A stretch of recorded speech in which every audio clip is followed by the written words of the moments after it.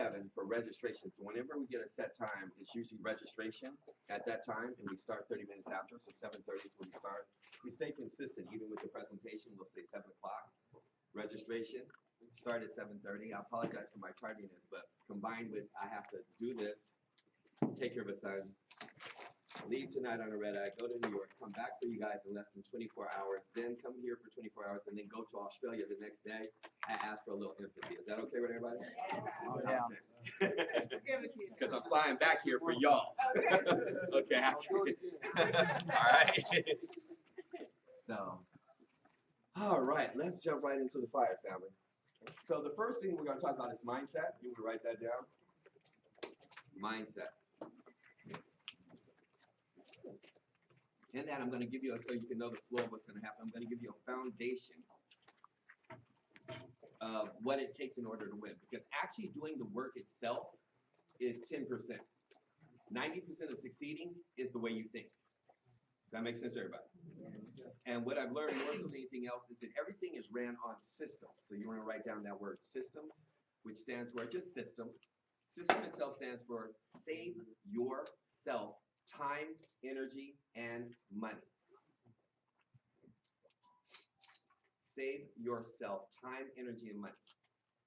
Now, I talk about that from a perspective that literally everything is ran on a system. You have the ecosystem, your body is ran on a biological system, everything is run by the sun, the solar system. When you talk to kids, you're talking about a school system. And we're brought up through an understanding of systems. The challenge in that is that we learn how to work for the systems. We don't learn how to make systems work for us. Does that make sense to everybody? Mm-hmm.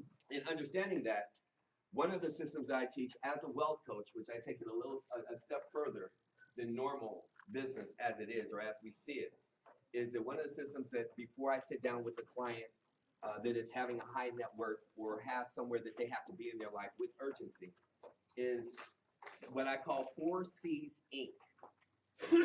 So 4, just like the number 4, C's, just like the letter C's, hyphen S. That means 4 C's. And if you really want to get it down, you can actually write 4 C's vertically, straight down.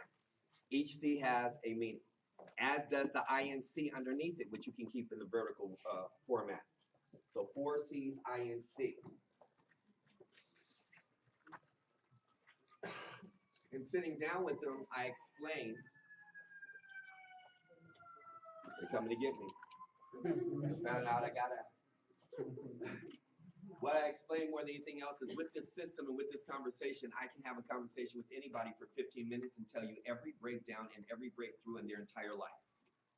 And it has a combination of one, a word that you might want to write down. You're going to need to use it a lot, called discernment. Discernment is a muscle. Most of us have heard of it, but don't really know how it actualizes, actually works within our life. Very spiritually grounded, talking from a spiritual perspective.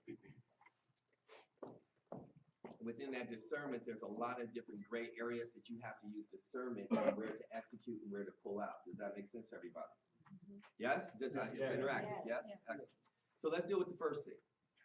The first C, which if you deal with anything from the Guardian to the Boule, all the way to what you guys may have heard of as the Illuminati, we talk about them as secret societies. And please don't bring up Jay-Z and Illuminati. He's not secret and he's not the society. So, in that being said, it's understanding that the higher up you go on the elevation of education and Ducos, or the higher up you go as far as an evolved being is concerned, the greater they have for a insatiable appetite to learn. Yes or yes? Yes. And you can write this down. Not all readers are leaders, but all leaders do read. Not all readers are leaders, but all leaders do read. The most equipped, most powerful, most influential, most potent, most memorable individuals that have lived through society, history, present, past, future, however you want to look at it, they read more than anybody else. Because they understood something. They understood that you don't have to invent anything. Everything that you could think of has pretty much already been invented, unless you just are an inventor and you want to live in that 0.0001 percentile. But most things people actually take and then improve upon. Hence IBM, Microsoft, Apple. Does that make sense, everybody? Yeah. Okay. So all we want to do is take systems that already work and make them work for us. We don't have to figure it out. And in that, if somebody, and you got to think about the power of just the reading it here for a second. If you pick up a book, first somebody had to do their due diligence, they had to do their research, then they had to go and then cross references with their research as to who actually came up with it. Then they have to write it out, then they have to get another draft and another draft to have somebody else go back and review it. So I mean, if somebody's done all that, why would you want to reinvent the wheel? Is everybody following me? Yes or yes? Yes. So within the system of understanding network marketing, or just life as it is, the first C stands for coachability. In another area of life, I would call it your learning index. How much are you willing to learn? How coachable are you? Because each one of us, our incomes, including myself, is in direct proportion to our knowledge base. You can't make any more money than you currently know how to make. Would everybody agree with that conversation? So if we're going to make more money, we have to learn something that we don't know in order to do something we haven't done before, in order to get where we've never been before. So the first C is coachability. And that's a little bit difficult, especially when you get past 25, 26 years old, because experiences is challenging. We say we're coachable, but in reality, if we hit a spot unconsciously, and that gets into a whole nother realm of conversation, but is everybody understanding what I'm saying in that? That you will have a fear factor predicated on what your experiences are in life. It could be through relationships, being a parent, being a child, being a business person, whatever it is. Maybe you've been cheated on. Maybe somebody took a business from up underneath you. Maybe somebody cheated you out of millions of dollars. Maybe you lost a business. Maybe you lost a court settlement. All these things play a part in interpretation. Hence, you want to write down this. Perception is reality. Your perception is your reality. If you perceive that you can make millions of dollars, I promise you, you can. If a person comes up and says, you know what, I don't think that you can make that kind of money in this opportunity, I'm going to tell them, I can guarantee you we won't. You won't, I will. But there won't be a we in it. Because your belief system is already told on what it is. I'm not here to convince a person what they can or cannot do. I just needed to be somewhere myself. You have to establish where you want to be. We'll get into that in a second. The second C in the system stands for consistency. It's not what you do once in a while, it's what you do consistently over a long period of time. Unfortunately for us as a total, when I'm talking total, I'm saying as a minority base, specifically that of brown and black, unfortunately, we live in a microwave mentality. We live in immediate gratification. And because if we don't get it as quickly as we'd like, we want to tuck tail and hide. Does that make sense to everybody? Instead of, but you got to, what I'm encouraging you and what I'm influencing you to do is take on a scientist mentality. See, a scientist is excited about every failure they come across because they don't see it as a failure. It's the masses that see it as a failure. The scientist sees it as, I am so excited. I figured out something else that doesn't work. I'm that much closer to figuring out what does. Is everybody getting that? Yes or yes? Hence hypothesis, theorems, yada, yada. The third C stands for commitment. For the youth, I talk about that from a perspective of man and woman, that you can be involved with 10 women, you can only be committed to one, and vice versa. Commitment's a whole different way, a story and conversation in itself. There was a conversation between the hog and the chicken didn't understand, it's like, how come you're in front of everything? What are you talking about? I mean, you're in front of everything. I mean, on the menu, you got bacon and eggs, you got ham and eggs. I mean, you're in front of everything. He says, see, you just kind of involved with the process. I'm completely committed. Is everybody getting this conversation? See, when you're committed to something, you don't look for ways out. You look for ways to go forward, no matter what adversity comes towards you. And that's a way of just programming your brain. The fourth C is the cornerstone of understanding every relationship that a person has underneath the sun. To man, woman, to business, to children, to just God. And that's called communication. Communication is everything. Every great relationship has been forged because of communication, and every bad relationship that is broken down has been because of the lack of communication. There is no right or wrong, there's just truth. If ever you hear a story, there's three stories. There's his story, her story, and the truth. Does that make sense to everybody? And in the truth, as we get to the underlying, I guess, if you will, title or the underlying attribute or the underlying characteristic that is everything, what allows a person to win? What is it that I have to be if I have to come up with the characteristic for if you're here for the first time? What characteristic supersedes everything else in order to succeed? What would you say? What would you say? First time only. Just need one characteristic. Consistent.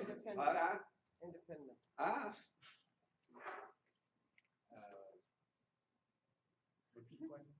You have to pick one characteristic that supersedes everything that will always allow you to win.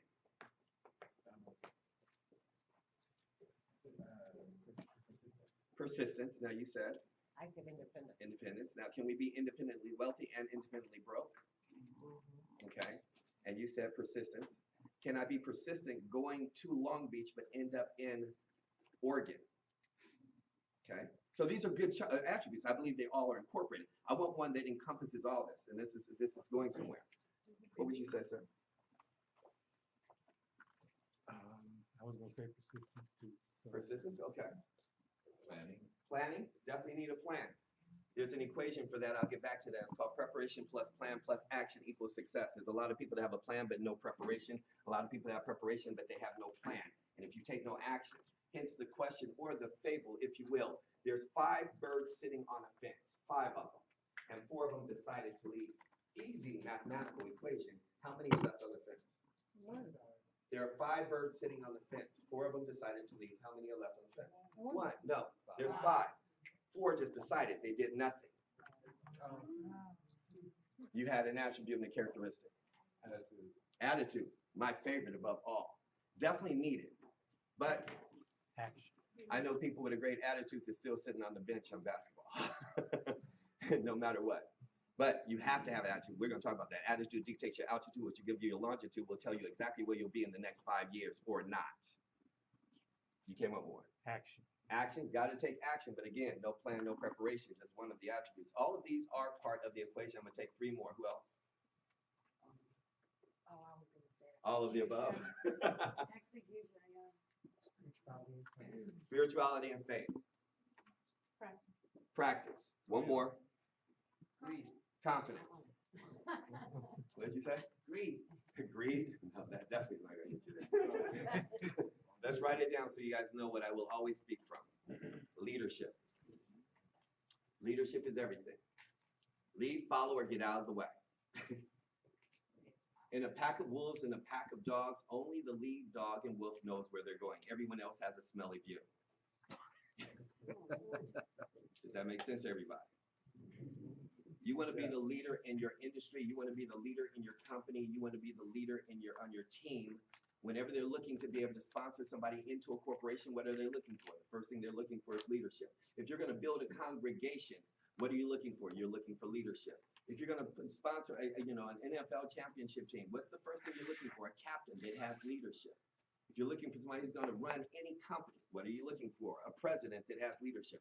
When you employ the president that we have currently, a President Barack Obama or anyone before him, what was the country looking for? They were looking for leadership. Leadership encompasses every word that you guys just said. There's not one that you said that was wrong, except for maybe greed. What? Greed is good, but It's always good. you know what? You gotta take me back to to Eddie Murphy. Evil is good. But is everybody following this? Yes or yes? Yeah. You have to have leadership. Because in all the times that I've been doing this business, there's no reason, or logically, I should not still be in the business. Logically, I should not be a leader in the business, especially not in the industry, because the odds are stacked against the average person to win. If it was easy, everybody would be rich. It's not supposed to be easy. It's supposed to be simple. That's why one of the most amazing things about this company and the most amazing things about this industry is that it is a self-development course with an incredible compensation plan. You get paid for becoming amazing. How many people like the way that sounds? I mean, that's what I get paid for. That's what you are going to get paid for. The more amazing you are, see, you want to create a space where the world comes to you and you don't have to look for the world. You don't have to look for an application. You don't have to look for, who's going to take your resume. You don't have to look for somebody to give you an approval on your credit report. You don't have to look for somebody to give you money to get out of hock. You don't have to look for more time because there is none left. You don't have to look for anything. You want to position yourself where you live in a space of pure abundance. And that comes from a leader who's going to get out there and make things happen, not watch things happen. Does that make sense? Yeah, right. Now, looking at that system of those 4 C's, just review it in your mind. Number 1, coachability. If one's not willing to learn, we definitely are going to fail. If one is inconsistent, then it doesn't matter. How many people you know start a diet every year at least 3 times? Or go get a membership to a gym and I got a membership. Look the same 6 months later. Yeah. Some actually go to the gym and still look the same. Is everybody with me on that so far? Okay, so you got to be consistent. Too many people start, stop all over again. They're always looking to blame. They play the blame game. Not all of them, but a lot of people play the blame game. Well, the product was subpar. Well, the leadership wasn't there. Well, I didn't get the support. You can write this down. If it's going to be, it's up to me. All I needed to know was one other person had succeeded and was willing to give me the information. You will hear people come in and say, you know what, what's the average person making the business? And you'll hear someone like me respond and say, I couldn't tell you. Why? Because I don't deal with average people. I only look for amazing, extraordinary. Anybody says, how you doing? There's not a person in here who's ever heard me say, how you doing? I said, good. Have you ever heard me say good, Inga? No. No. No. Why? Because you can write this down. Good is the enemy of great. That's why we have good relationships. But if you have the choice of having a good wife or a good husband and a great husband or a great wife, which would you choose? Great. If you have the choice of having a good income or a great income, which are you going to choose? Great. If you have a good or great relationship versus one or the other with God, which would you choose? Great. Okay, we can take this all the way to ground floor. It doesn't matter what it is, whether it's just having a great time, whether it is praying, whether it is making love, whether it is making money, whether it is having, whatever it is, I want great all across the board. Yes or yes? Yes. Okay? So take good out of your vocabulary because that's just a mediocre way of saying I've settled for what life has given me instead of taking out of life what God gave you dominion over, which is all living things other than human beings. That's what we have greatness over. I mean, to even be able to wake up. Are you guys following me on that so far? Yes. Okay. So in that mindset, we're looking at consistency. The third thing we're looking at is commitment level. When, let's just say hypothetically, we're going to get married. We're standing at the altar. Pastor's sitting there. So do you take this woman to take your your wife, yada, yada, yada. You take this man. I'm in 99%. Who's going to still be at the altar? God. If your better half said, I'm in. I take this man or woman, I'm in 99%. How many people know everyone here will walk away for 99%? Because you want to know, well, what about that other 1%? Well, I'm just, just in case it don't work out. I just need to say that a little bit. Is everybody following me on that so far? Yeah. Either you're 100% sold out on you don't have to be sold out on the business because you don't know the business to be sold out on. But you do have to be sold out on why you're doing the business. Many of you have heard you can take a horse to water, but you can't make him drink. Yes or yes? Yes. Okay, write this down. If I find 5 thirsty horses, I don't have to take them anywhere. It's a philosophy I live and die by. I'm not looking for taking, dragging, convincing, hoping, getting. I let people into my life. I let people into my circle. I let people into my business. I scrutinize. I'm not just going out there picking the first people that want to get into the business because most people aren't going to do what it takes in order to succeed. I'm looking for people that have a specific moral fiber about them within their heart and within their work ethic. Does that make sense? And then communication. That's a whole nother subject topic, and not just person to person, but really with yourself. It's an amazing book if you haven't read it. It's called The Power of the Subconscious Mind. Whenever I go downhill in any part of my life, it's the first book that I pick up. It'll make you reflect so hard on everything. I mean, you have to read it 5 times just to understand it. Is anybody understanding that so far? Yeah. Because if you walk into a broke person's house, the first thing you're going to see is the biggest TVs you've ever seen. And Shivani going to be sitting right here, the big screen going to be right here, and we're like, can you see him? Do you see the fight? Do you see the fight? Everybody crowded in one little part. You go into a wealthy person's house, the first thing I promise you will see is a library. Yeah. And you got to ask themselves, do you think they bought the library after they got the 8,000 square foot home or before? Before. It's what gave them the knowledge base to be able to go and acquire all the things they did in their life. A strong relationship, a spiritual base, a mind to take over anything, do whatever they chose to do. Is everybody getting that so far? And so that communication is, and you got to understand, it's not flawless. There are no absolutes. We're gonna break the code. But the key is to be that rubber band that you snap right back into order as quickly as you can to stay on track. Because one derailment can change an entire person's life. How many people get that? So, in understanding that, we have to become self-aware. Now, let's get into the INC. The I stands for integrity. I can speak about that forever. Integrity is the highest characteristic next to my relationship with God, and that is one and the same. I think it's synonymous. Integrity is not what you do when people see you, it's what people do when they don't see you. The N goes into what my partner said, which is my favorite term. It's called not just an attitude, but you want to write this down, a non-negotiable attitude. The power of not giving up your power comes down to your attitude. I have this conversation with everybody in my inner circle, everybody in my outer circle. When I see somebody upset, I literally go back and I'm like, look, why are you giving that person all your power? I mean, are they, if they're making you that mad and you really got that much to say about them, I can promise you, see, here's how I think. If, what's your name? Michael. Me and Michael get into an argument and we walk away, and we've all done this, yes? Been pissed off about the argument. You have to just immediately go to a conversation. Is Michael thinking as much about me as I am about him? Because if he's not thinking as much about me as I am about him, why am I giving him all this power to piss me off with the things he does? How many people understand the power of that conversation? Never give away your power. Always stay level-headed. You can't negotiate with your mind when somebody else owns it. That's gonna hit somebody in the car driving home. I know it is.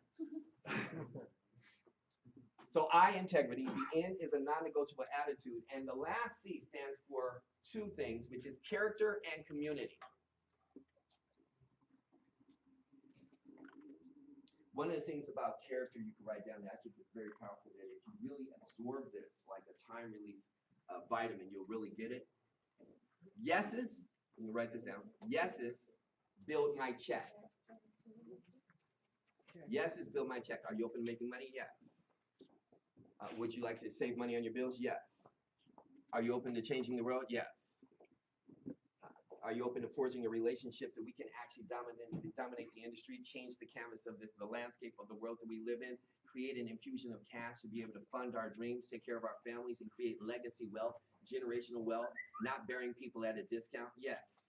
Yeses will always build my checks. No's will build my character. I get excited when people tell me no. I almost get more excited when people tell me no than when people tell me yes. Why? Because I like to prove people wrong. That means you're doubting me. And you got to remember, people aren't saying no to your opportunity. The opportunity is flawless. They're saying no to you.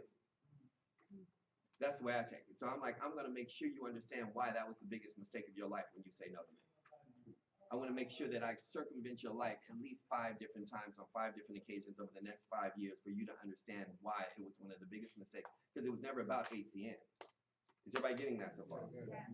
It was about the fact that I had the power of giving you an invite to invite you into my life to do something extraordinary. And it doesn't matter what it is.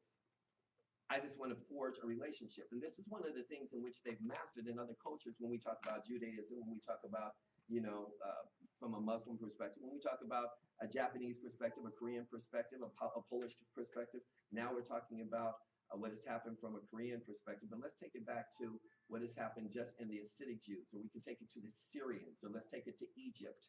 Let's take it to some of the cultures that are unbreakable at this point. Now, do they have problems within their own? Yes, they're human. But they seem to just intend to gravitate to support each other much quicker than many of us. Is this making sense to everybody? Yes. Now, my father always said, you can talk about the problem or you can be the solution. So I live to be the solution. That's what brought me out of retirement and back into the game. When you look at that system of 4 C's Inc., consistency. I'm gonna give you the system to be able to truly elevate your business, blow your business out of the water. But you'll look at those 4 C's and you'll see if a person has, you know, some are seasonal, some are permanent, some are lifers. You gotta figure out what you are. If I give you my word, it's for life. I don't break my word for anybody. I always do what I say I'm going to do. I don't always do it on the time that I'm supposed to do it, but it always gets done. And if I am a little bit late, I will do it 10 times better than anybody you will ever know in your lifetime. Because that's one of my flaws I'm constantly working on. One of the problems with my time is I want to help everybody, and that in turn spreads you thin. Because if I'm having a conversation with Doctor or with this sister right here, I'm not looking at my clock. I'm not going to stop the conversation because I'm supposed to be somewhere else, because I want to be present, because I want her to give me the same respect I'm going to give her. You will very rarely see me ever sit down. It took me a long time to learn this lesson. Where today we live in a society where everybody lives in this, I need everything now, this information age now, I need to get my information. I mean, people go on dates right now. I'm talking about not young kids, but adults, and they got their cell phone at the table. I mean, they're having conversations with themselves at a dinner. I know husbands and wives that do that. They're in bed, don't even look and talk to each other, but talking on their cell phones going to bed. Is anybody getting this conversation? You know, and it's just a different age in which we live in. And it took a long time because I became a creature of habit where I had my cell phone attached to me everywhere I went. And I'd be in the middle of conversation. I'd be, yeah, yeah, But you got to understand, even from a child perspective, your children can tell when you're actually present. And when I have people in my life that don't do that, family, can we get them some chairs? What's going on? He just said, where'd you go get it? Okay, I'll stand. So is everybody following me? Yes or yes? Yes. Okay. So now understanding that in itself, then we get into understanding the business as it is. Did those 4 C's, INC, help everybody? Yes or yes? Okay. Laying a foundation of a mindset. Oh, I'm loving you. I got you.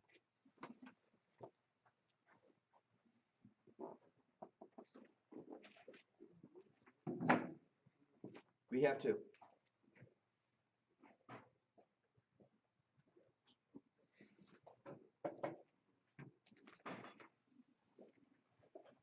I'm going to do this in bullet points. So the first bullet point is called 4 C's Inc. The second bullet point is called vision.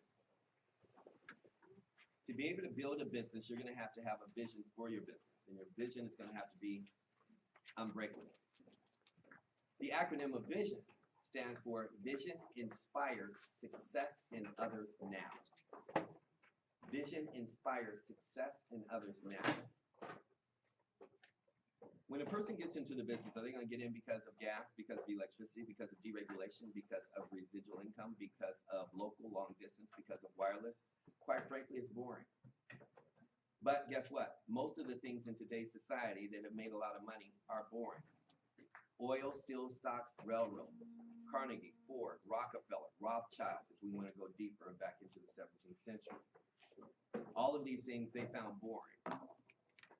But at the same time, it's where the well lived. It's where the well of money lived. We're talking about the word deregulation. The word itself has completely altered and shifted and will be the greatest shift of wealth you will know in the 21st century.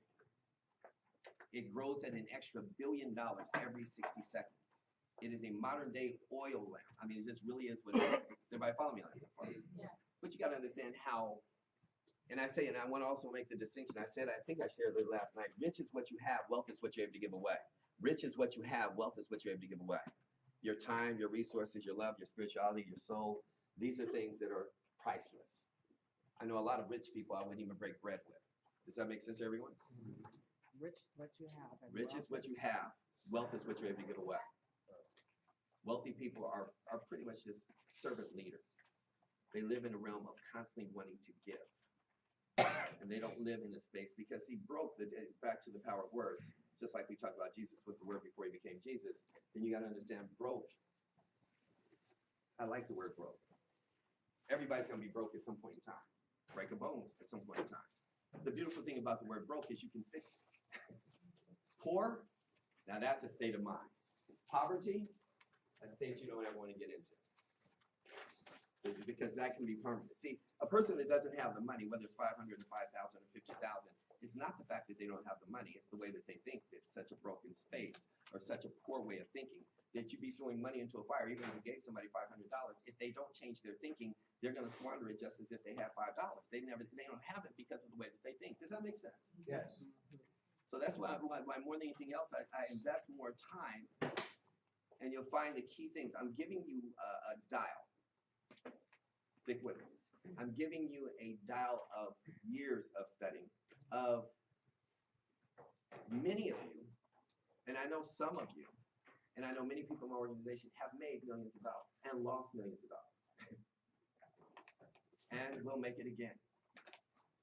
And the average multimillionaire has gone bankrupt a minimum of 2.5 times. Over 80% of the people that ever won the lottery end up owing 3 to 4 times more money than they ever won. Did everybody hear me on that? Let me say that again. Over 80% of people that won the lottery end up owing 3 to 4 times more money than they ever won. Because they never earned it. They never learned how to make the money. So the people that have gotten to multimillionaire status, they did it one time, they can do it again and again. And they don't mind going to the bottom because they know they've been there before, but they won't stay there. Because once you teach a child how to tie their shoe, they'll know how to tie it over and over again. Does that make sense? Is everybody getting that so far? So we have to change that way of our thought process in order to elevate ourselves to a different way of thinking. And that's why I'm saying in doing this business, it's a matter of just truly raising your consciousness for how much you want. How much do you really want to change your life? I'll give you an example.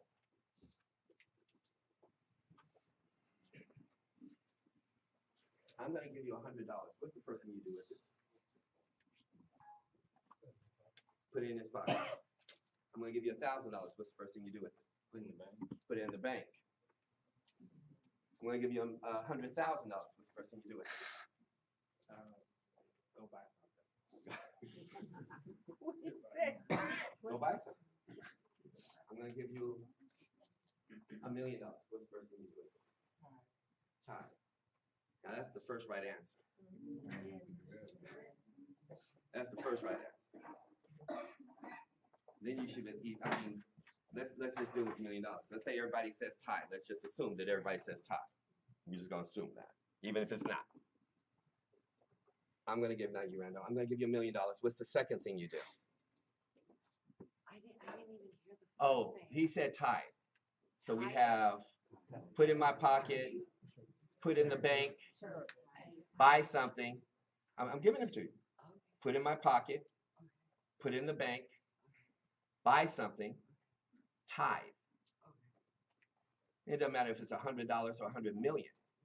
See, my mentor said, if you don't learn how to take care of a penny, you'll never be able to keep $1 million in the first place. So why should I even trust you with the information? There are 5 levels of understanding money. The first level is you got to learn how to make it. Well, everybody does that just in working money, trading time for money, whether it's linear or not. The second level is learning how to be able to keep it. So we have different pots, but we won't talk about those different levels of where that money goes. But we will say that the first one is to tithe. The third level is learning how to make it grow and make money grow for you. The fourth level is learning how to give it all away. Conversation for another day. And the fifth level, he said, after you get to 100 million, I'll give you the fifth level. Because most people never get to the fourth, definitely don't get to the third. Most people, 80% of the population, live in the first realm, which is just making money. Very few people know how to keep money. And I'll give you a prime example. I did this last week as well. How many people in here have money in a savings account? Raise your hand. Look at the hands go up. Raise your hand if you have money in a savings account. Look around. Now, do you see how many people have been bamboozled already?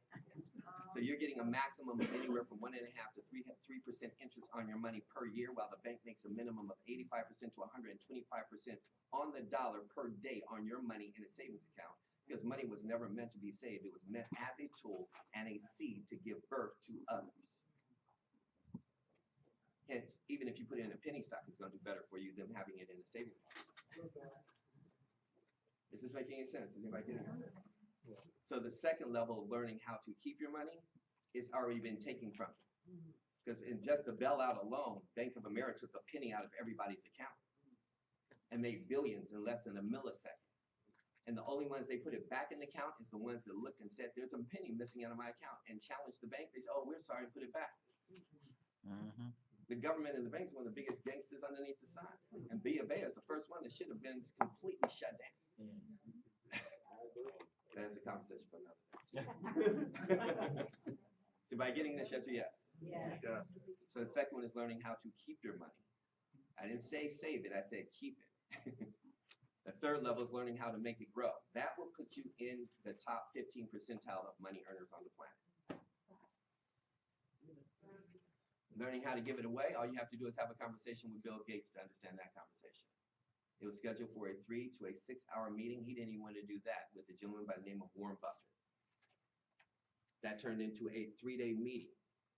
Within 6 months, when he had all the anti-lawsuits going against him, every anti-lawsuit was coming up against him. If anybody remembers when Microsoft was going through everything it was going through, this was before the crash of the economy.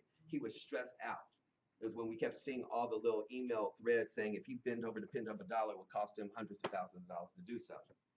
When he sat down and only sat down there for six hours, he gave his assistant, he's like, look, he doesn't even use technology. He's still driving the same pickup truck. He's still living in the same house. We don't have anything in common except for money. What would I have to do in this meeting? Can you just shorten this meeting? That meeting ended up being 3 days. 6 months later, he retired from CEO of Microsoft. Right after that, he created a scholarship fund. He now gives away more money than you could think of in a millisecond. He created a whole program for kids up in Berkeley and Stanford, starting at the 18, putting them up in condos, getting new thought process, a new way of thinking, employing them to create the world that we live in today.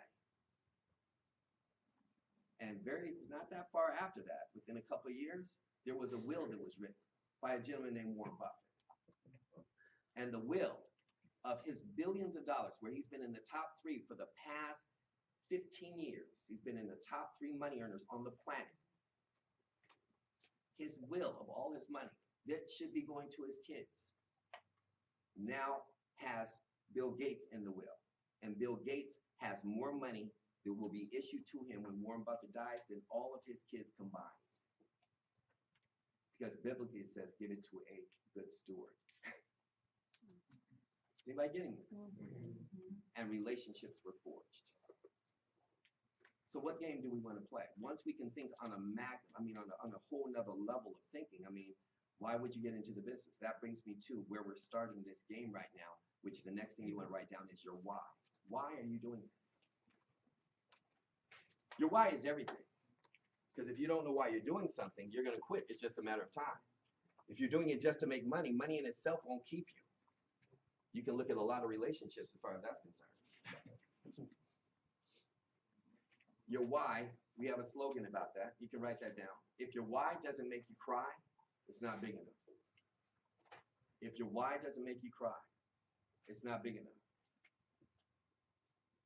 There's 3 components that have to exist in order for us to succeed. Urgency, excitement, and enthusiasm. I'll say that again. Urgency. Is anybody urgent about being able to generate a substantial amount of money? Yeah. Does anybody have a dream that needs to be fulfilled yesterday? Does anybody need to walk off of a job yesterday? Does anybody need to just write one check and pay off all your debt yesterday? Yeah. Does anybody have a child they need to set up for a college fund and make sure that they're taken care of yesterday? Yeah. Does anybody have a sibling or a parent that's still living that you need to take care of yesterday? Does anybody it's not selfish, but how many people in your own life know there's some things in your own life that you need to take up urgently now? So we understand money's not everything. And I have to talk about that because some people have some issues with the words when I talk about money. It's like, well, all y'all talk about is money. Well, it's funny, in church, all they talk about is God. That's what you do in business. Now, money isn't everything, but we can agree that it's up there with oxygen. You breathe a lot easier when you have it, yes or yes? Okay. Is there a distinction between a carrot juice at $3.99 and a Coca-Cola at $1.29? But we got people drinking a Coke and a Smile every day, killing themselves, killing off at least 10 years of their lives just on the Coke. That's on a bad day. That's if you have an iron stomach. If you drink it a lot, it's taking 20 years from you if you don't have a good health cycle. Is there a distinction between truly the type of car you drive, the security of the car? Is there a distinction between the education your children, our children get based on the dollar amount? Yes. Is there a difference? Yeah. Okay. So I think we all need to be filthy wealthy I think we need more money than we know what to do with, but we would know what to do with it. Is everybody getting this conversation? I need 100 multimillionaires at a round table, no head, no foot, a consortium with the right spirit, God on our side, and moving in the right direction. Yes or yes? Yes. That's what this is about.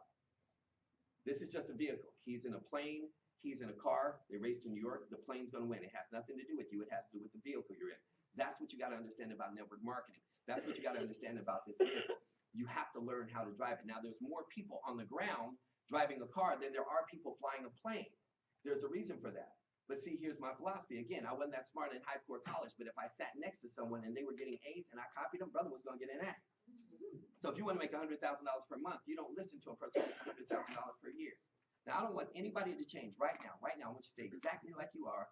Look to your left, look to your right, and look behind you, and just look and see at the posture of a person and see if they look like they are worth 100 million.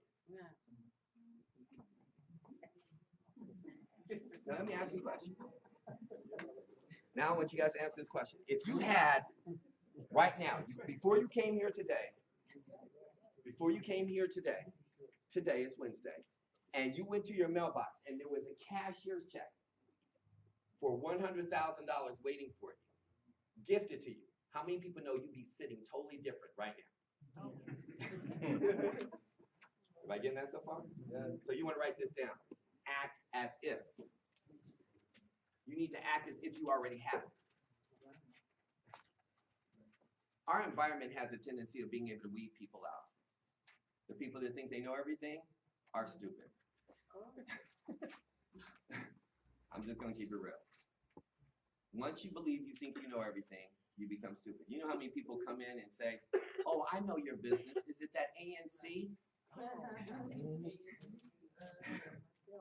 Oh, I've been in one of those things before. And I ask, well, what do you do? Well, I have a job. I've been in one of those things before too. Does everybody follow me on that so far? Yeah. See, if you are not actually practicing as a practitioner in whatever field you actually do, nobody can tell you that they know what you do. They've heard about it, they've been about it. Because I've been to a doctor's office doesn't mean I know what doctors do. Because I was possibly on trial doesn't mean I know what attorneys do. But people quickly want to assume that they know what I do. You don't accidentally make 100,000, 2 million. You don't accidentally make any money. Would everybody agree with that conversation? And it's not even, the denomination doesn't even matter. You don't accidentally make money. It's intentional. And the greater you become at skills, and you can remember this right here, write this down. Repetition is the mother of learning. It's doing it over and over and over and over and over and over and over and over and over and over and over and over and over. And I'm gonna tell you, I've had some of the greatest mentors in my life. Still do. Is the mother of learning. And I won't give the name because many of you know him, and I have some people in here who probably know them personally. But in that, this leader shared with me, he said, and I'm going to talk specifically about African Americans in this conversation. He said, you know why black people don't make money at the level that they could, should, and would? And I said, no, why? He said, because it's boring. I said, how could making money be boring? What are you saying? He said, because we're so colorful. We want to create something. We want to reinvent something. We want to take the information and add something to it. Does anybody understand this conversation? Yeah. And so I'm going to give you a secret to success that goes beyond color and beyond biases, beyond isms, racism, feminism, anything. And that is, you have to learn how to master the mundane. You have to learn how to master the mundane. See, for many of us, we have ADD, our attention span is very short, and so it's really why, and laying the foundation to actually learning, why I mandate that if a person comes to my class or comes and studies with me, every person that is within my cast knows, bring a pen and a paper and bring a digital recorder. Bring a pen and a paper and bring a digital recorder. Bring a pen and a paper and a digital recorder. Because for those that elevate to the next level past this getting started, This is just my blessing to you, and you guys are a blessing to me, and I need to make that clear. Not I'm a blessing to you and I'm that deity. No, you guys are my blessing. And it's easier to run with 3 than to drag 1,000. So write that down. It's easier to run with 3 than to drag 1,000. My job is to get rid of 997 out of 1,000 and find the 3 that our spirits speak to each other. Does that make sense to everybody? Yeah.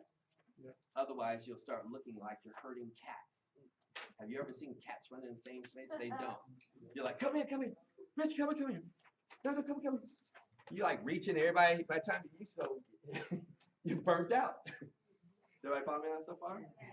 But I can keep up with 2 cats. So in that, what you want to get your mindset wrapped around is truly understanding there is no success unless there's a successor. There is no success unless there's a successor. Jimmy was right. Elijah, grab my water right there, please. At the end of the channel. The key to being able to make this happen, thank you so much, is duplication. The one who has the fastest copy machine will win. The one who has the fastest copy machine will win. Now, I'm not wasting any words. I say things twice or 3 times that I want you to remember. Is everybody with me on that? Yes or yes? Yes. Okay. The speed of the leader is the speed of the organization. The speed of the leader is the speed of the organization. If you want your money to go fast, if you want your organization to grow fast, you're going to have to grow fast. In fact, if you build it fast, you'll learn more, make more. If you build it slow, you will go broke and be very upset. It is what it is. Does anybody understand that conversation? Yes. Because when was the last time you got paid for thinking? We did. I ask people all the time, what are you doing? I'm just trying to think what about what? The system's already put in place. So we're looking at truly being able to understand the duplication process, that why the digital recorder. I'm going to tell you another thing that was taught to me early on. A life that's not worth recording is not worth living. A life that is not worth recording is not worth living. Every great person you could think of, from Malcolm X to Mandela to Gandhi, they all have autobiographies written after them because they had chronicles, which brings me to the second piece of why you should have notes in what I call a book like this. Mustafa understands. A journal. You'll see every great person has a journal because to think it is to put it in ink. To think it is to put it in ink. The greatest lie that we tell ourselves, the most infamous lie that we ever tell ourselves, anybody want to know the lie? I'll remember.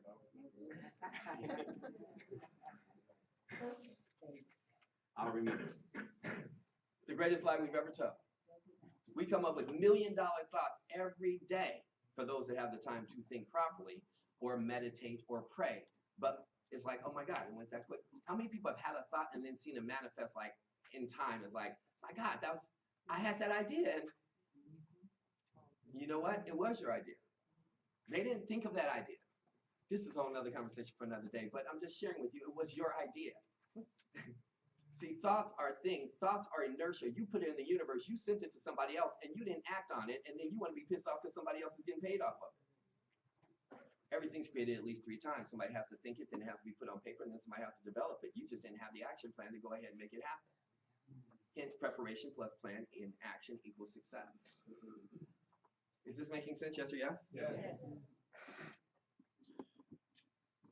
Back to the why. That's the foundation. So, Paula.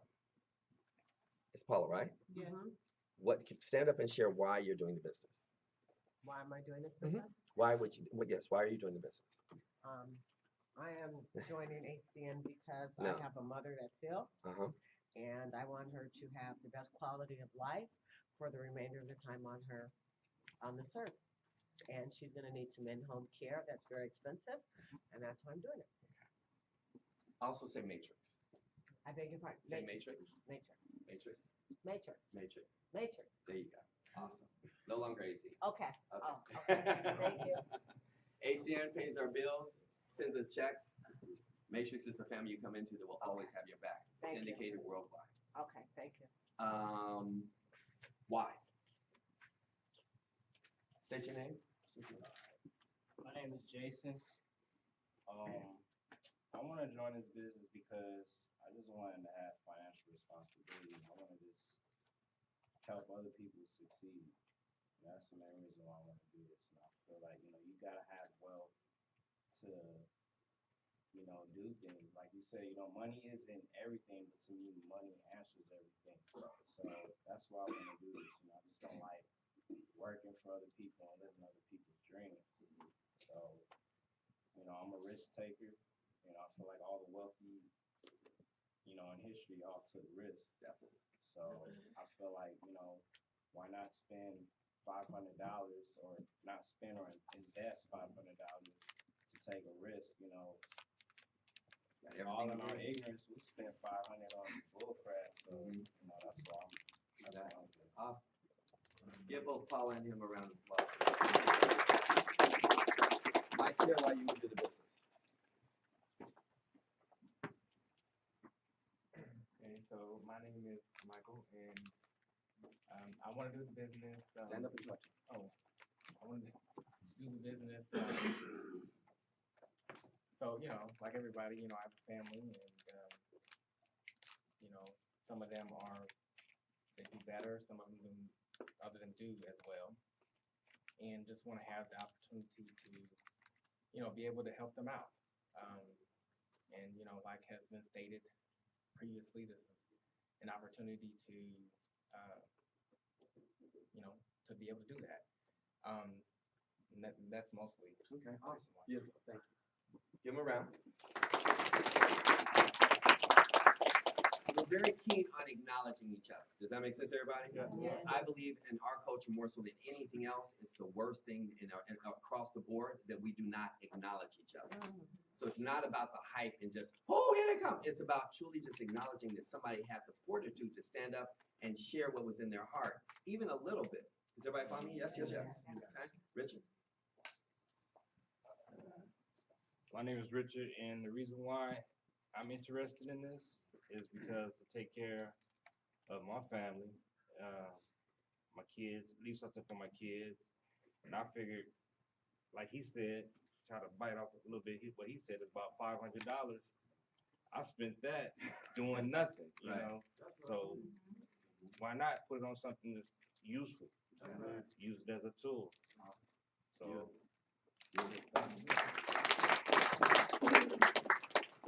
So I have an hour with you, but I want to go somewhere with this, and I want you to understand where I'm going with this specifically, because if you go to a store and you don't know why you're going in, or you go to a store, and every woman can relate to this, and I would imagine that every man can relate to this, to some degree or another, that we'll go to a store and we didn't write down what we wanted to get. We only went to go in and get 3 things, and you walk out with like 20. How many people have been there?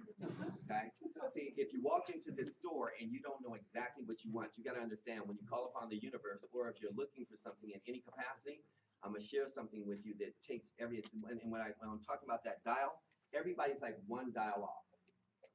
We've all been 1 dial off. You may be pursuing success, you may be pursuing wealth, you may be pursuing happiness, whatever it may be.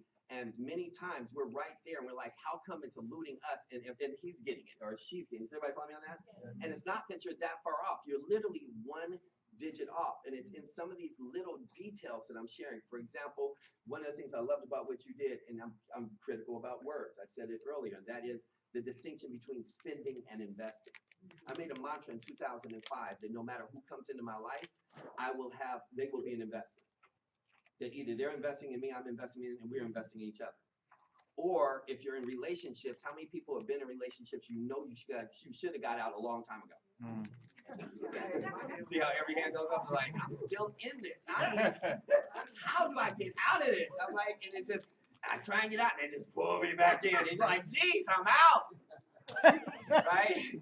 So we all can relate to that conversation. So if you don't know specifically, for a woman I use if you need some pantyhose, or for a man if you need to take a shave and you were going in for an interview for your dream job with, let's say you want to do movies and you were going in to sit down with Spielberg, just hypothetically.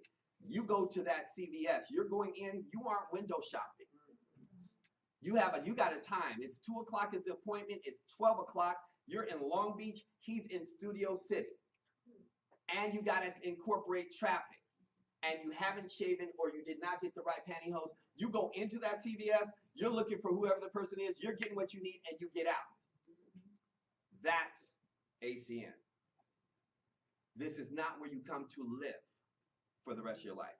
It's where you come to get everything you need, money as a foundation, the knowledge that you need, the consortium you need, the network you need, the skill set that you need, the people you need, and you elevate into your purpose forever. Does that make sense? Is everybody following that so far? You don't get stuck on, I'm still in. I'm going to share with you the mindset that you have to win in this business. The starting point of success, the starting point when you pay your $4.99, the starting point of everything that will happen for you when the business starts. Write it down. It's called Senior Vice President.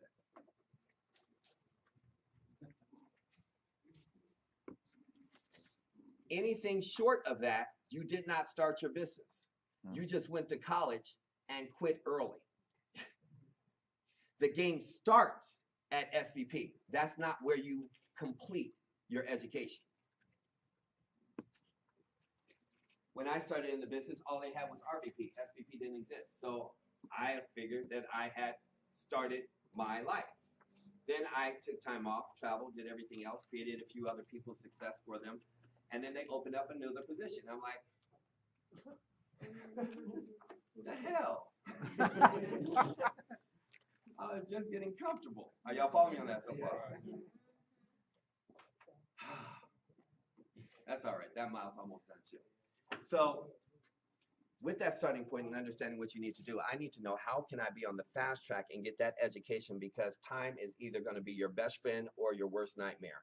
It's either going to be your asset or your liability. That's what I was saying about 2005. In my life, what I said is everyone that comes in my life is either going to be a liability or an asset.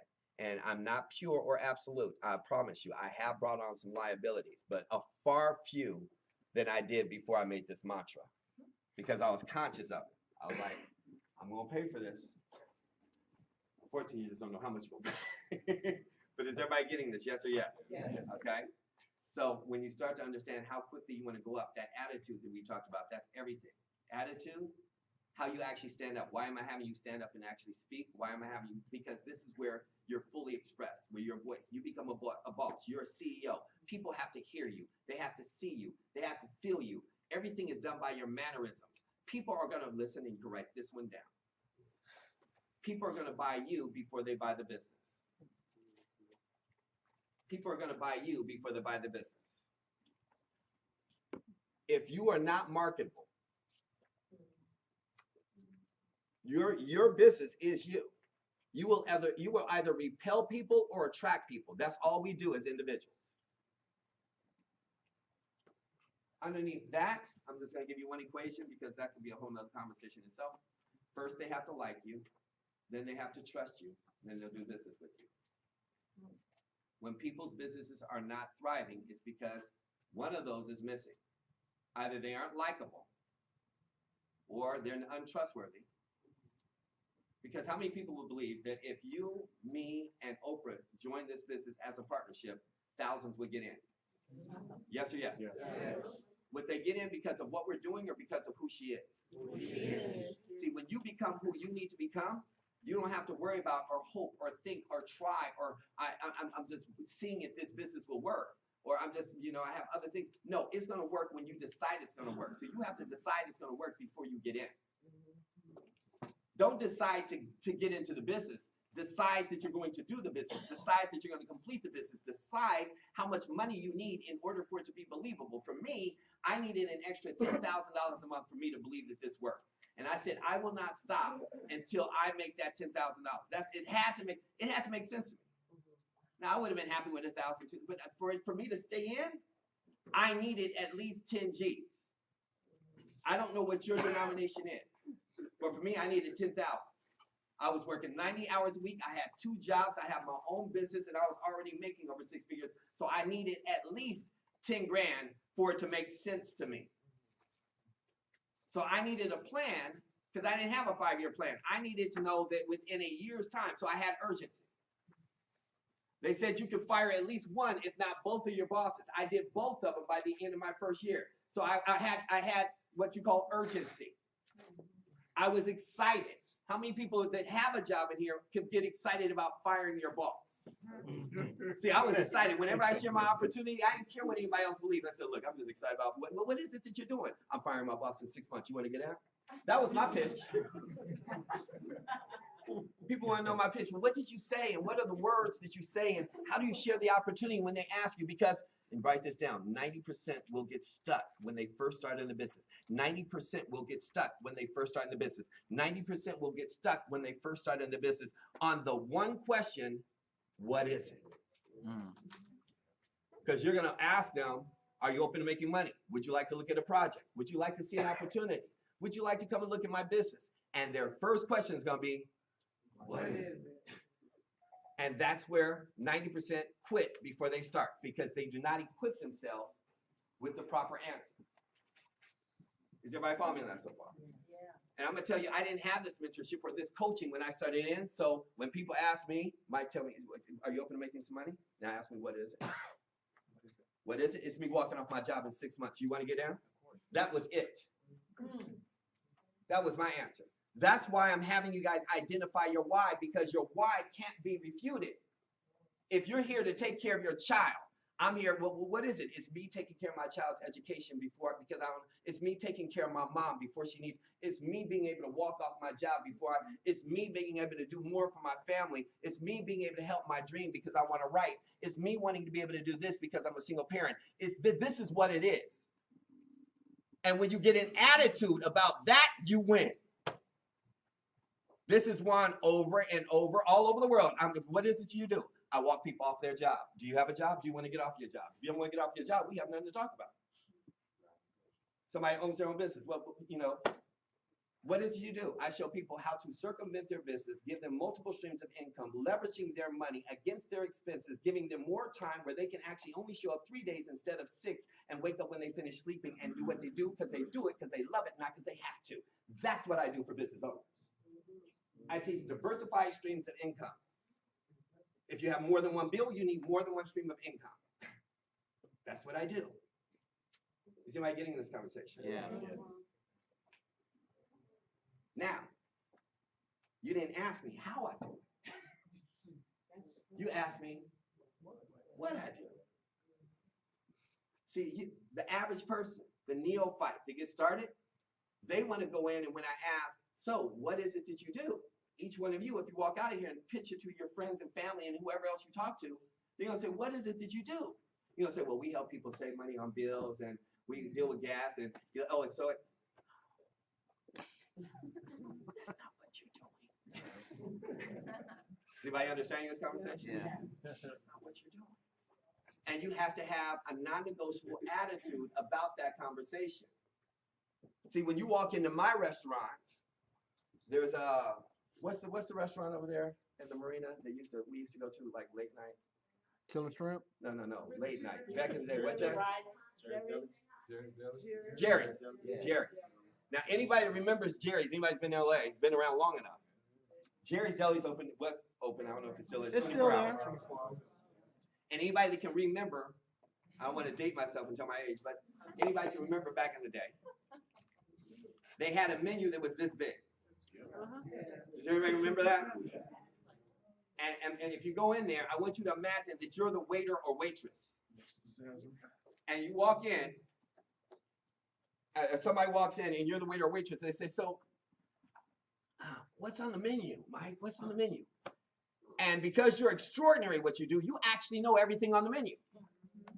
And you're like, we have pastrami, we have this, we have that, we have this, we have that, we have this, we have that, we have this, we have that, we have this, we have that, we have this. You ask what's on the menu. I'm telling you, this is what this is, this what this is, this. You have to spend pretty much 15 minutes with that whole menu to explain what was in. Now I just want you to imagine this picture. And afterwards, after I asked Mike, Mike says, well, sir, what would you like?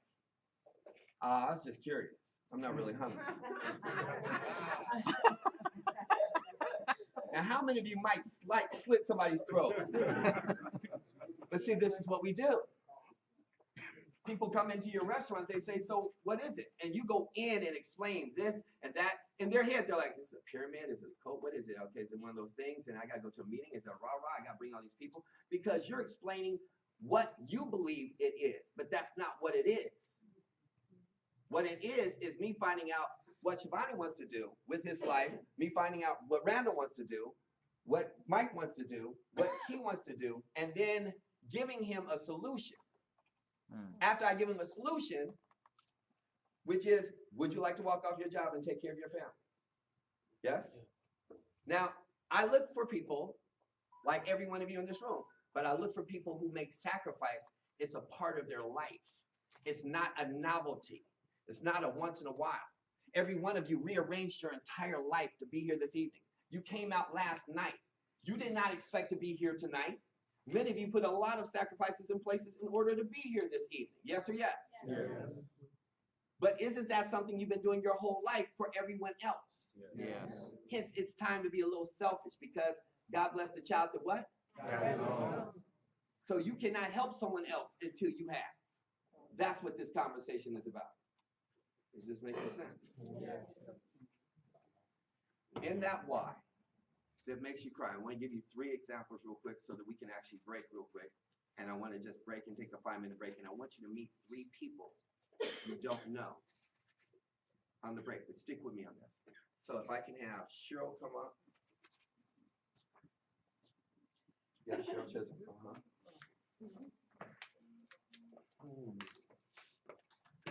Let's work on new blood. Ian, I'm gonna have you come up. Mike, I'm gonna have you come up. Yes.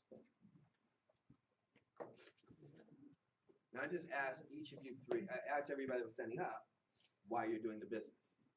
Now I'm gonna ask each of them why they're doing the business, and I want you to hear 3 people that have been to our school of thought. You'll probably see a distinction in the way it's shared. Is everybody with me on that so far? Yeah. There's a point to this I want you to take mental note of. You can't compromise truth. To be a great leader and to make the money you want in any capacity, whether you never see make it in your life, you must, I say all the time, if it doesn't reach the heart, your business will never start. You can't give a Miss America answer. So why are you doing the business? I just want to make a lot of money. I want to change the world. I want to see flowers on all the children. I want to hear music playing in every elevator. I want to see us all just grab hands and sing Kumbaya. I have some things that are hurting me, but I'm so selfless that I just first want to see the world come together and join hands. Is everybody getting this conversation? Excellent. We'll start with Mr. Bennett, please. The reason why I chose this business is for my why. My why is the real reason because I want to retire my mother. And it brings back to a story when I was 4 years old.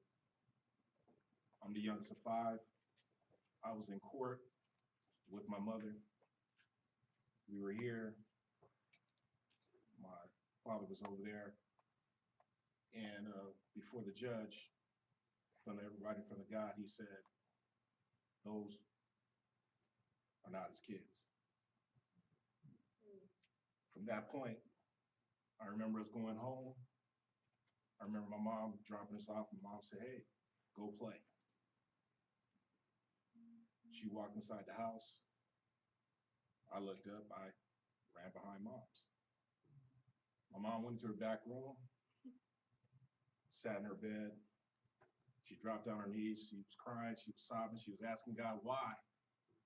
Why did this happen to me? She had all the bills spread out. She had a bank account. She had something written down, and all I saw was $26. I later found out that's all my father left her in the bank account to raise us 5.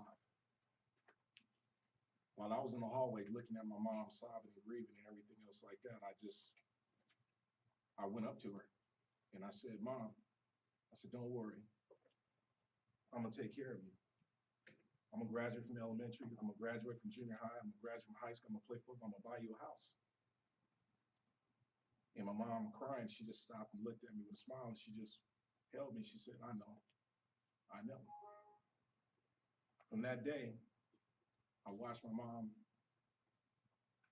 work really seriously hard. She had a couple of jobs. We basically had to watch ourselves. She ended up getting into real estate. After she went through private business, she got in real estate, she started making really good business. And since then, I left working in the nonprofit organization to join her in real estate. And I still have that dream of buying her house and retiring her early. And I didn't know how I was gonna do it. But I knew, I figured if I worked really hard, sell some houses, I knew I could probably do that soon. Then this amazing opportunity came to me. Now that I'm in, now I really see that dream. And I see it happening. There's a light at the tunnel that I see. And it's gonna happen. That's my life.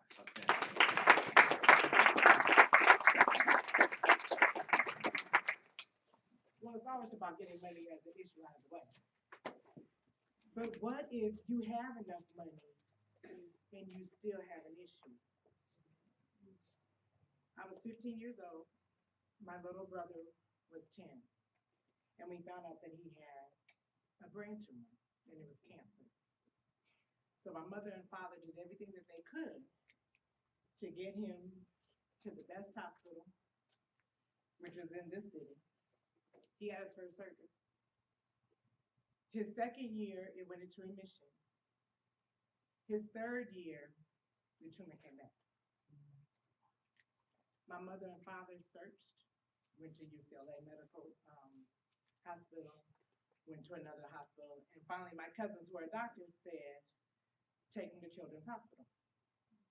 So when my parents went to Kaiser to go and get my brother's medical records, the doctor said to them, are you taking him to Children's Hospital? And my father, who was 6'6" and over 275 pounds, wanted to hit him because of the fact that my parents had to do the research in order to find another place for him to go. They took my brother up to San Francisco Children's Hospital, and the doctors told them if we had him 3 months earlier, we could have been able to save him. So now here I am with a phenomenal mentor, with a phenomenal friend, working on a project so that not only locally and nationally, but globally, anyone who has a problem as far as cancer and they're going into stage 2 and stage 3, I want my company to be able to give them the information that they have and that they need so that if they're in India, my helicopter can transport them to New York. So that if they're in Mexico, my transportation company can connect them to Jordan. Wherever they are, they can go to a place and get on the computer and find and have that research company and not have to worry about doing it themselves, but so that they can get the help that they need. I'm on that mission now, and that's what I'm going to do. And I'm going to do it with Matrix.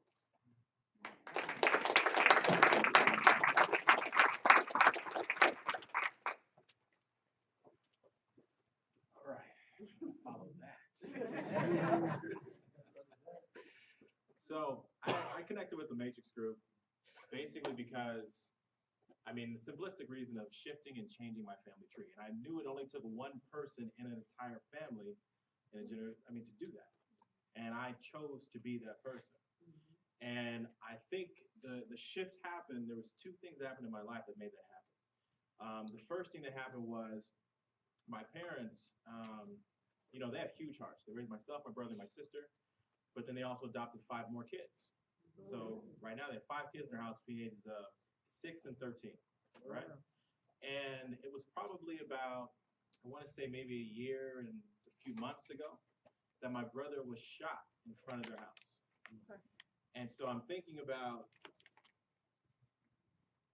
not just him, but he's okay now. The balloon went straight through. He's okay. But also, what else could have happened if, stray bullets around the house with my parents and kids and, things. And so I realized that I was the only one through this vehicle that would have the ability to change my parents' zip code. I realized that I was the only one that was going to be in a position to retire my parents. Because if you're paying attention, and we all know Social Security is not going to be around by the time we, I worked with a lot of elderly adults. I worked with people that were in their 70s, 80s, and 90s that spent 20, 30, 40 years of their life working for the same company, but then there was a downturn in the economy and they lost tens of thousands and some hundreds of thousands of dollars. I knew I didn't want to be in that position, and I didn't want my parents to be in that position. So in order for me to make sure that my children never go through the financial struggles that I went through growing up, to be able to give my parents a new zip code and to be able to retire them, I had to do something powerful. I could not live the same way I was living life because that meant I would get the same results I always had. No one ever believes me when I tell them I'm an introvert. When I tell them I hate speaking, I'd rather be sitting and watching a movie, they don't believe me. But what I realized is what I was doing before, the way I was living life before, wouldn't get me the results that I wanted now. So I had to make a change.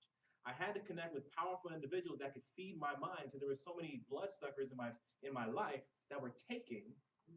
I needed something and someone to add to me. So when I had the privilege of connecting with Mr. Nelson and Miss Yancey and Queen Sika and so many other amazing individuals within the Matrix family, it just made sense. I mean, this is LA. You can make money doing a lot of different things. But when you can make money on a vehicle that's moving extremely fast and with amazing people, just made sense. That's why I'm here. Give them a round of applause. Does that make sense to anybody? The voices of so many are unheard. And I just want you to hear from one other Preston. Could you actually, where's Preston? There you go. Could you actually stand up and just share about Jack?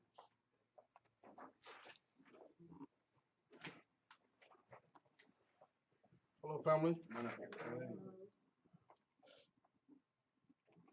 For those new that don't know, Preston, just I guess a quick synopsis of why I even came here in the first place.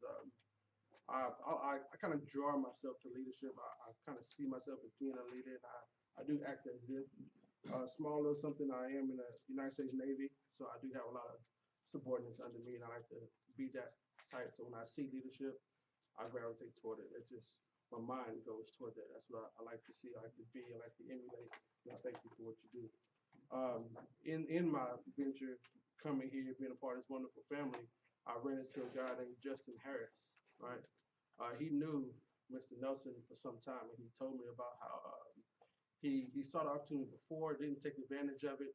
We ended up meeting just simultaneously over at another meeting. I was at Doubletree, and we ran into each other. He happened to sit right next to me. He said, "Oh my God, I know Byron and all this stuff. I want to get started." I told him go talk to him or whatever, and I just gave him my number just to coach you. You know how you just meet somebody just on the side. That's how I met him. But we ended up getting a little closer. He called me. He said he wanted to get started. He wanted me to help him out. By all means, of course, I'm gonna do that. And we started coming like you guys are doing now. Basically, he's what most of you didn't know. He did let me know right off because he wanted to work through his L's, though he had big ones. Mainly, he was in line for a heart transplant, right? He also had a kidney problem. So along with that, he still wanted to strive to be the better person he needed to be.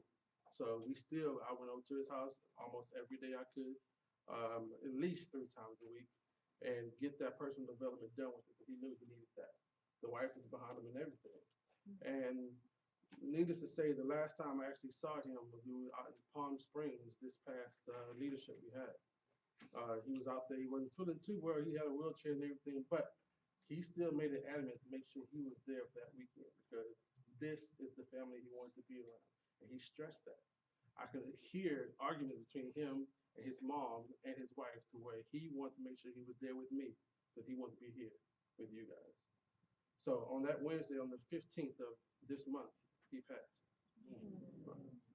So now it's just a matter of seeing if we can leave a legacy to that family of what he enjoyed. I did get a text from her that she wanted to send out to the family. She said, thank everyone here for giving him the joy that he has by being here, because he hasn't had that in years, especially going through what he was going through. And he said she said through his phone that this is the place he wanted to be.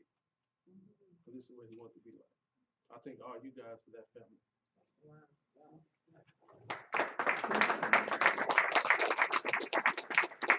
And many of you are new, so you wouldn't know who he is, but he's been coming in, and it's amazing because a lot of people, it's just amazing to me, interpretations, perceptions. When he came, a lot of people saw him, but not many people interacted with him, because you could easily interpret that he was homeless. You could easily interpret that he was a vagabond if you didn't know how sick he was. And he was here, he was always here. He looked a little bit crusty, he looked a little bit this and the other. But I always made a point to give him a hug. Everyone here in the family saw him, but very few people had a conversation. But he felt the warmth of the family. It's just human nature to respond and look at something and not be able to understand. So we just kind of go around and do our own thing. And he was there. He's been here for every week. Every week. And we're so busy. And so when I utilize the cliche that we're busy being broke, I'm not talking about money. There's so many levels of being broke that, I mean, it's just amazing. Because I didn't know he died. When did you find out? You found out? This week on Monday. Monday, so 2 days before. So I found out yesterday. He found out he was in Palm Desert. He sat at the door the whole time in a wheelchair. Oh, yeah, okay. Yeah. And he was just proud to just be and happy to be. Known him for over 30 years. Amazing soul. And so if we aren't living, I share that not for sorrow or to make anybody feel sad, but to understand one of the things I say all the time is the one thing humans and milk have in common is an expiration date. The one thing that's guaranteed is each one of us sitting here will die. But if you don't pay attention to why you're alive, then you might as well be buried anyway. What we do in here is on purpose. It's living life on purpose. You could call it ACN, NCA, ANC, call it whatever you want. It's the bodies that make up the congregation. It is the human spirit that makes up this team. You're being invited to be part of something that is beyond any adjective you will ever be able to describe beyond these walls. And it didn't start here, it's already expanded. I can send any one of you to any state, and because of the spirit of what God has in me, it attracts others of like spirit. Is anybody understanding this conversation? Yes. And once you get that, then we take out all the airs. We take out all the politics, we take out all the conversation. And like I said, 90% of the work, that's the easy part. It's 90% of working on self. The system, which I will give you, is very simple. I'm going to show you a few things online. I'm going to share with you the system of how to blow up your business. I'm going to show you what's available to you all in less than 25 minutes. And then after that, you have to make a decision, I'm in or I'm out. And you need to tell the people you're with, I'm in or I'm out. Because I didn't want you to get into business without showing up. But I invite you to be a part of something. Even more than just being a part, to being an emerging asset, to be an MVP, what I call the most valuable player. The way I live my life and the way I teach everyone around me is if someone meets you and they don't remember you within 48 hours, you are not living. You are the walking dead. It is impossible to meet me and meet somebody 6 months or 6 years later and say, have you met Byron Nelson? It sounds familiar. You will not say that. You will emphatically say, I have met him. I know who you're talking about. And you will get one of two responses. I love him, or I hate him. And quite frankly, I'm cool with either. But you will remember me. Does this make sense? Yeah. Now, if we have more people that live within that space, what happens when you put together a pack of wolves to live on that tap?